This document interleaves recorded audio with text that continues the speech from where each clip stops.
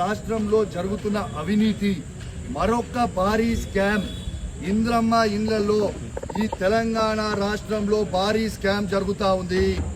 ఖచ్చితంగా దీని మీద ఎంక్వైరీ అయ్యాలి అని నేను డిమాండ్ చేస్తా ఉన్నాను.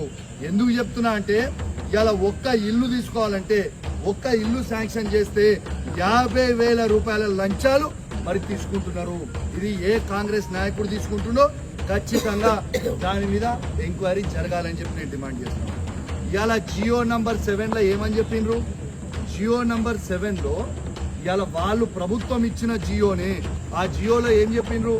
గ్రామ సభలో పెట్టి ఇవాళ బెనిఫిషియరీస్ ని మేము ఎంపిక చేస్తాము అని చెప్పిండ్రు. మరి ఇలా గ్రామ సభ నేను ఉదాహరణ చెప్తున్నా, నా నియోజకవర్గమే చెప్తా ఉన్నాను. 107 గ్రామ పంచాయతీలున్నాయి, 60 వార్డులున్నాయి. నేను సవాల్ విసురుతున్నా, ఛాలెంజ్ కడతా ఉన్నా. ఏ ఒక్క ఊర్లో కానివ్వండి, ఏ ఒక్క వార్డులో కానివ్వండి గ్రామ సభ పెట్టి బెనిఫిషియరీస్ ని ఎంపిక చేసిండ్రా?